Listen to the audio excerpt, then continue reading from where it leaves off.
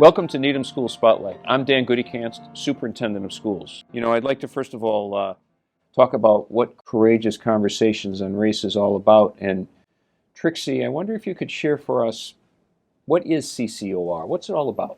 So CCOR is a class that is with students from sophomore year to senior year. And in this class, we talk about race and racism, and specifically systematic racism. And, we learn how to be anti-racist, which was one of the books that we read this year, How to Be Anti-Racist by Ibram X. Kendi. And so along with learning about race, we're also teaching about race and going into first year classes and teaching them what we learned in that class.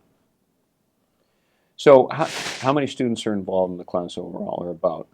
Around like 30-ish 30, students, yeah. 30 students or so. And I think it's growing too. Yeah. I would think it has since the first time. Trixie, right, because this is the second year of the program, I think. Yeah, second or third, yeah. What classes do you go into? You have this class of a core of about 30 young people or so, and then what classes do you go into? What grade levels?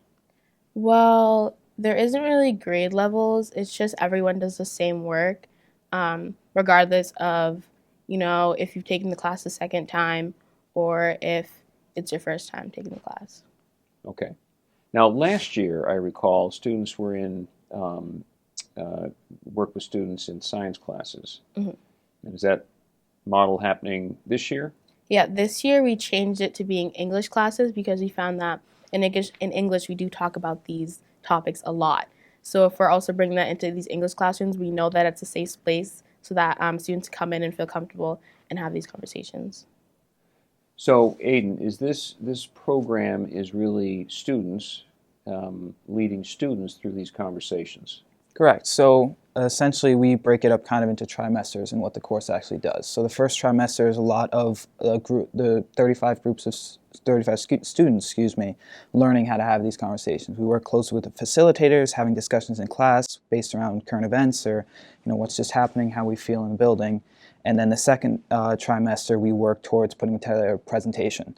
So we'll break off into small groups, which is what we're doing right now. We'll create our slides and prepare to go into the last chunk of the year, which is where we actually go into these 9th grade English classrooms, as Trixie mentioned, and we get to work directly with the kids and teach this material, which I hope will be a really gratifying experience. It is amazing to think, and there aren't a lot of high schools doing this, having the students turn around, become the teachers of younger students about this really critically important topic. You're making me think about a lot of questions that I'm going to come up with. So, Lila, tell me, how did you get involved in Courageous Conversations on Race? So I learned about it last year from Trixie and Nyla, who were in my English class. And Trixie and Nyla were kind of buddy-buddy with me and my friend Veronica. And Veronica and I were not in CCOR. And they recommended that we join because we kept bringing up race. And we were really, this was before the murder of George Floyd, before COVID. So a lot of the learning personally I hadn't done yet. But we continued to come back to this topic. And Veronica and I decided to join together. And it was a really great choice that I made, even though the time changed. It used to be Friday mornings, I'm pretty sure. Yeah. Now it's Wednesdays after school. But yeah, that's how I got involved with it. And I know Mr. Ford, and he is one of the facilitators, and he was vouching for me to get participate. Involved. Yeah. Well, I'm glad you mentioned Mr. Ford, because Mr. Ford, Dr. Ellen Willoughby, Ms. Smart, Dr. Pinels, all are really facilitating and really helping you develop the skills and the presentation so that you in turn then can go in and work with students. Why not just have the adults work with the students? Why the students work with the students? Why do you think? Well, I feel like it's better to hear about race from other students because not only are you going to pay attention more, but you're going to put yourself in their shoes and realize that it's a topic that's not just for adults and people who are going to vote, but it's for us and like students, and it affects all of us. It's also, to add on, I think it's so important to feel like you're part of change. And when you're part of this group and you're surrounded by, or when I'm surrounded by people who are driven and want to change the areas that we live and for the better and for the benefit of people of color, it's really different than hearing a teacher tell you, what happened, in history class. Like, that's kind of the structure. And it's so different and so refreshing. I really enjoy it. I'm sorry. I just also think it's really important when it comes to the students who are actually in the class. The last step, and my parents are both educators, so they've always said the last step in understanding something is being able to teach it to someone else. So it really helps us, the students who are in the class to fully understand, where they're coming from, why it's important, and being able to share that with others is that critical last piece. I think that is wise, and wise observation by your parents. And I also think it's true that, and Trixie, you kind of alluded to this, that students, particularly younger students, you may not always recognize this, but they do look up to, seniors. Ninth grade students look up to seniors, and to be able to, and certainly middle school students do. I mean, they think that you are demigods walking around, frankly, when you come into the, I mean, we are. Well, you are, and coming back into Pollard or to High Rock, and, wow, it's like being a rock star. And so they are definitely paying attention in a different way and in tune in a different way than they are to, the old fogey superintendent who always has a lot to say. Aiden, yes. Why did you get involved in this program? There are a lot of things to do at Needham High School, a variety of activities to get involved in. You work after school. Why get involved? So this past year, towards the end of this past school year, I should say, I was working closely with Beth Panos, actually, for Own Your Peace on several videos talking about students' mental health, and I was also working on a documentary, as you well know, at that same time. That was focusing around the pressures around students, particularly around mental health, identity, and things like that. So I'd already been exploring these areas before, and Beth was a very clear voice in that and helped me through it. And I'm so thankful that she told me about this course, because as an African American student, particularly in a school like Needham that has a primarily white student base, when these conversations come up in English classes, there's a certain pressure for you to speak about it and be clear, and I didn't always know what to say. And this being a part of CCR has really helped me understand my own feelings about that, and has helped me to articulate those feelings in a way that's, responsible and mature. So I've been very grateful to her for helping me get involved. Can you share with me an example, a time in your career in the Needham Public Schools where you were kind of on the spot for, or were unsure, uncertain because of a conversation or something that came up? Sure. So it happens a lot, primarily in English classes and history classes. In English classes, it would be when we would be going through old texts that tend to have, things like the N-word or unfair representations or perceptions about African Americans in America, as well as in history classes. Whenever the topic of slavery comes up, it's a rather ugly part of America's past that I think makes people uncomfortable, and they kind of see me as the particularly in classrooms where I may be the only student of color, they see me as the representative for that voice. And as unfair as that may be, that is the reality, more often than not. That, Trixie, is a big burden to have, particularly in a predominantly white student school and community. Have you had a similar experience in your career in the Needham schools? So many, so many. I mean, being a Black student in school, like, the day-to-day stuff is just the way that teachers and students like really treat us. It's like they're kind of like walking around us like we're gonna do something, or just stuff like that, like day-to-day. Or like sometimes there's like big things that's not day-to-day. Lila, how do you support your friends and your peers who you and I, as white people, we are, with the privilege of being white, and walking around Needham, in some ways just unnoticed, blending in. And that may not be the case for Trixie or for Aiden. Yeah. How do you support them? How do we navigate that? So I'm still learning, and I think that's a huge part of it. I think a big contributor to supporting my friends who are students of color or just peers who are students of color, it starts by self-reflection.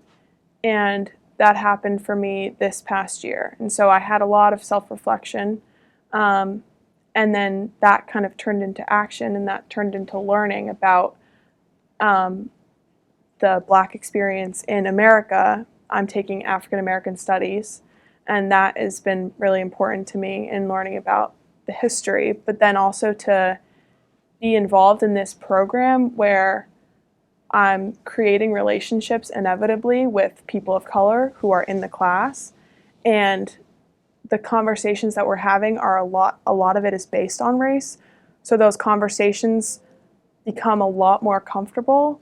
So I'm able to ask my friends, oh, what do you think of this? But it's not, I think I'm still learning how to approach those conversations.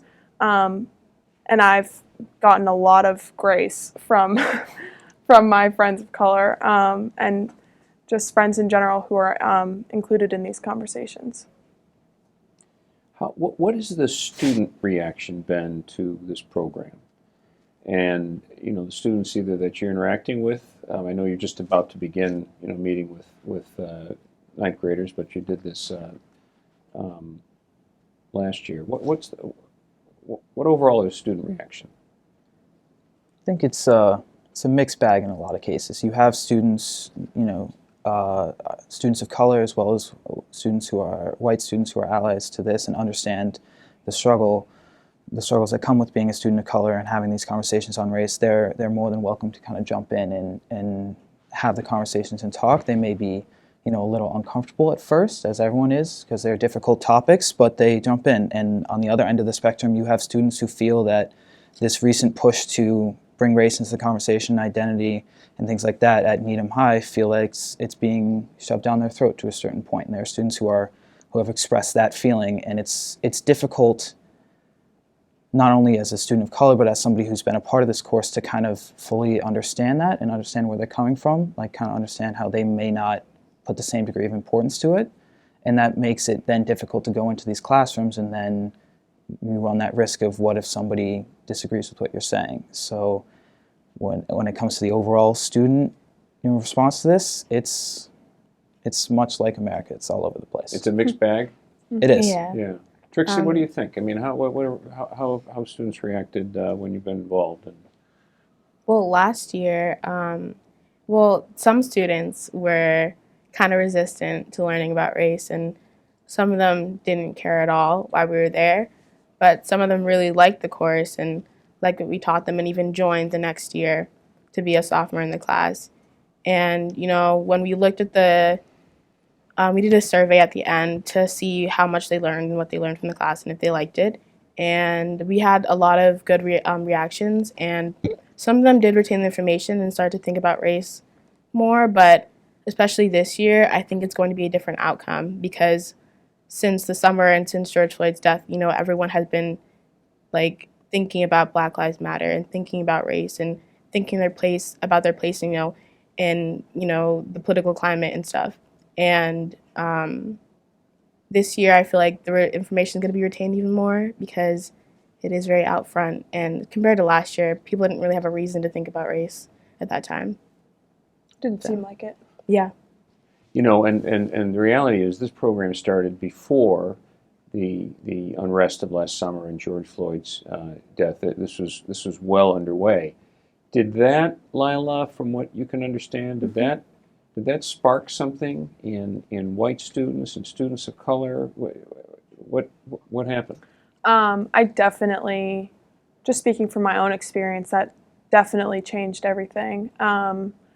And it wasn't just his death, but it was the reaction of the country, and having, a metal square in my pocket that could, or rectangle that could tell me, everyone's opinion, and be able to see videos like that. And so I was very involved on the social media front, and that started to spark things in me. I started watching the 13th documentary on Netflix and learning what mass incarceration was and and starting to kind of learn more. I think that's really my biggest takeaway, is just I have the white privilege to learn without being offended and to get involved without fear of being in danger because of my skin color. And I think that's a huge, huge, huge privilege, and it'd be a waste to leave this school without trying to make an impact because of my privilege. And I think that's what this program is trying to do. I'm reaching for my phone wherever it is. I think it's over there. But you're right. I had somebody who was about my age and white saying to me last summer, what's going on? This is like awful. All these things that are going on. What's happened? Mm-hmm. And I held up my phone. I said, well, in many ways, this is what's happened. These things, not that I've experienced them personally, these things have been going on for centuries. Yeah.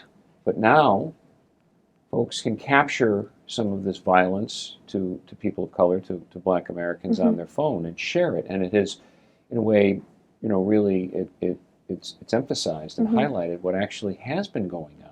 Yeah. It's not a new conversation about race, from what I'm hearing from Aiden and from Trixie. More so for me, perhaps than for them. And can I add on really quick? I also think a big part of it is COVID. I think especially Say more about that. What about COVID? For white people, I think there was no sports. There was no real distraction. You couldn't go into work. At least for my family, that was the reason why my family got kind of immersed into this world of education and learning about race relations, because as sad as it is, there weren't any distractions to feeling uncomfortable in those conversations. And we started family Zooms, and my older cousins would lead family Zooms with my aunts and uncles so we had this time, this really beautiful moment, and that probably won't happen again. Hopefully. But we all had that one focus of how can we come out of this better. And I think coming out of it better meant getting out of COVID with a new purpose. At least for me, that was the one success of or one of many successes of my quarantine personally. Yeah, coming out of it, on fire.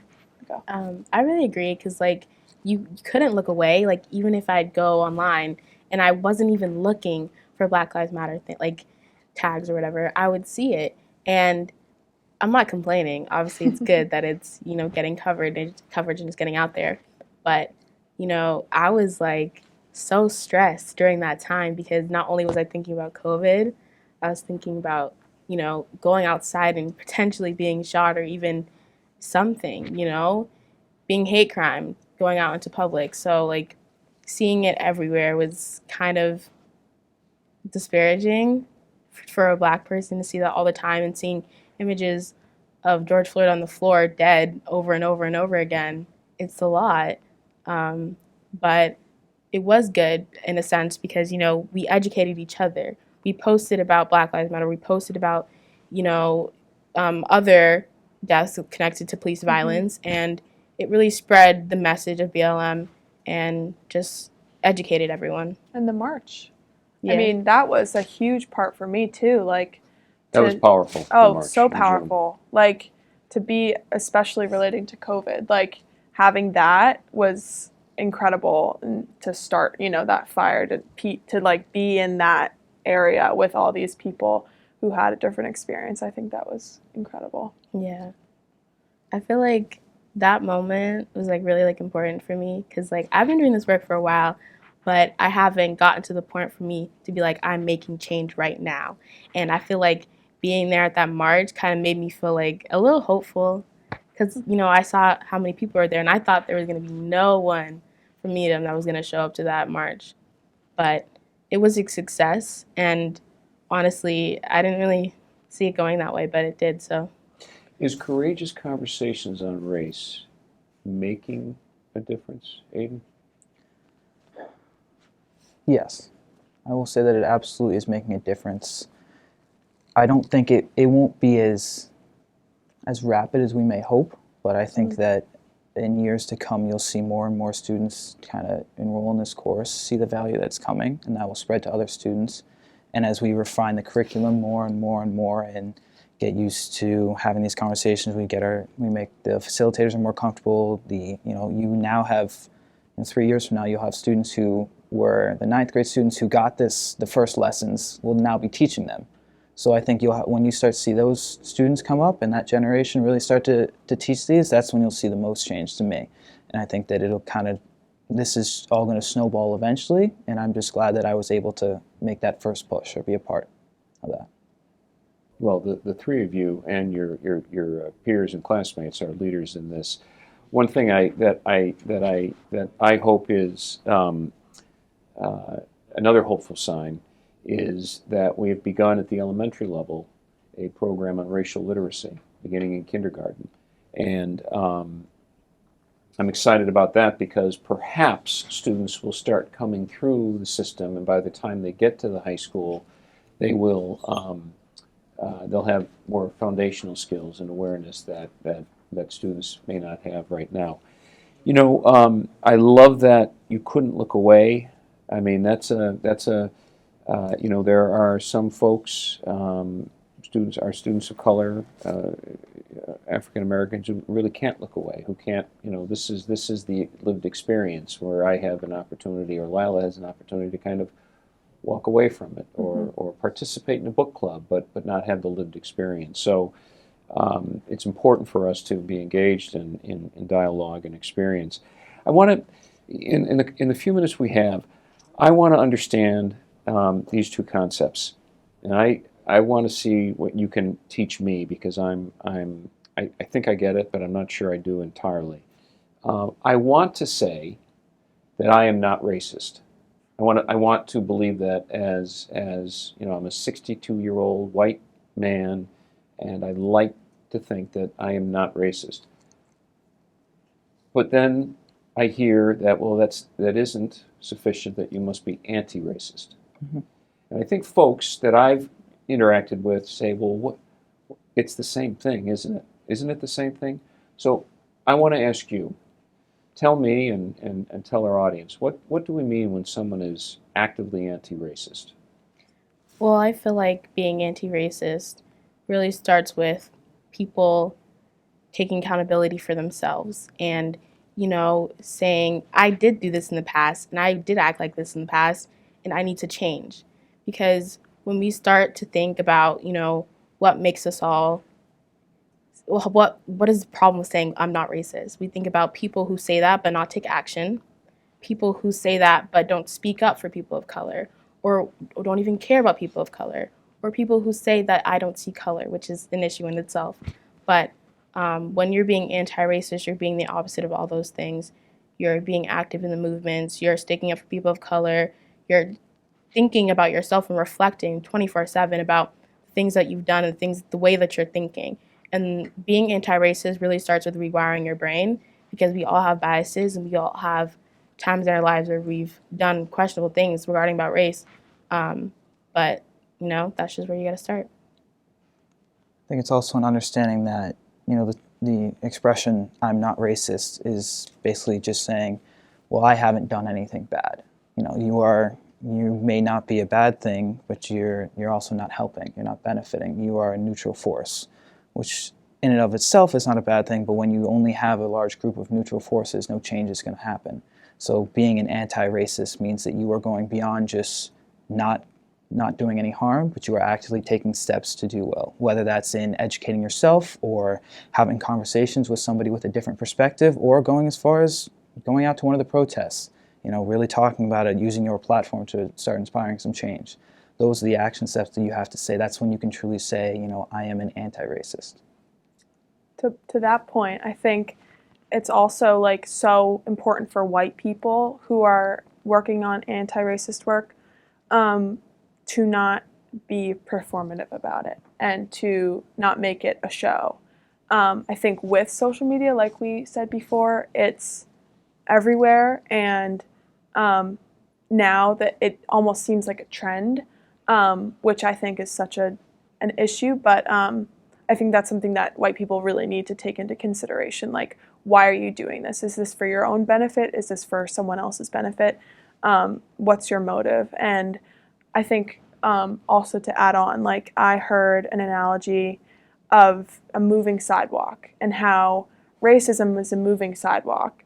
And you could be running on that, which would be like, you could be running with the moving sidewalk, which would be committing hate crimes and going as far as to, murdering a Black person just for no reason, like we've seen a lot in the news. But you could be standing on that moving sidewalk, and that's just, you're not doing anything, but you're still going along with those systems of oppression, and you're not doing anything to go against it. And being anti-racist is running against that current, which is trying to push you into these systems of racism and oppression, but you're not going to budge because you've educated yourself. You know what racism is. You can't say you're not a racist and be a white person and actually know what racism is, because if you know what racism is, you know that as a white person you are inevitably racist because of our culture, because of our society, because of our education system. There's so many factors that go into it, but I think it's a good way to think about it. Like, am I doing this? How am I doing this? How is this coming across? How can I do better? And always like asking, peers of color, like, how can I support you in a better way? And, And am I doing it for show, or Yeah. because I genuinely want to be an anti-racist? You're making me think that several years ago, every once in a while, I'll take different buses I'll get on the Needham bus, or I'll get on the Boston bus and interact with students, and get up for the early ride from Boston, which is wicked early, and commute in. And I remember the first time I did that several years ago, I made sure to take a picture of myself with students on the bus so I could tweet it out. And I was reflecting this summer during one of the protests and during the march in downtown Needham. I could take pictures like that. And I'm thinking, but that was more about, the white guy being in the picture with the Black kids and making, getting that out. So I didn't do that. Yeah. And I'm trying to be intentional about not doing that, because it isn't really about me. Yeah. And it's taken me a while to realize that. I love what you said, Trixie and Aiden and Lila. Being anti-racist means taking action. It means speaking up. It means being reflective about your own life and circumstances, among other things. And that's a key difference from just saying, hey, I'm not a racist. I think that the three of you, Aiden, Lyle, and Trixie, and your classmates, are going to leave behind a powerful legacy at Needham High School that I promise you and I commit to you that I will support in any way I can, through resources or programming or encouragement, so that all the students coming after you will benefit from this, and moving forward as a community and as a country, it can be a better place for everybody, and that perhaps we can all be actively anti-racist. So thank you for the conversation. course. A courageous Thank you for having us. conversation on race. Courageous Appreciate it. conversation. Thank you. Of course.